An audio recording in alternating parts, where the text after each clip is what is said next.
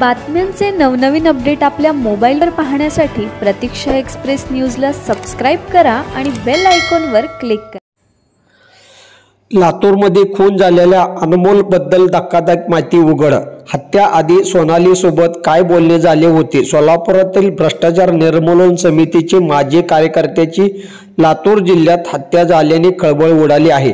गाडीला कट लागल्याच्या कारणावरून झालेल्या वादानंतर ही घटना घडली असून एक महिला पदाधिकाऱ्याला गंभीर दुखापत झाली आहे। या घटनेनंतर आता मृत्यू अनमोलबद्दल धक्कादायक माहिती समोर आली आहे।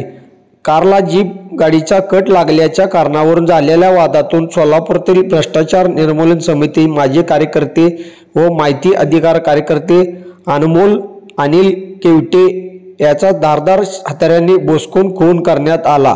तसेच त्यांच्यासोबत असलेल्या महिला पदाधिकारी सोनाली भोसले सुपेकर ह्याही गंभीर जखमी झाल्या आहेत।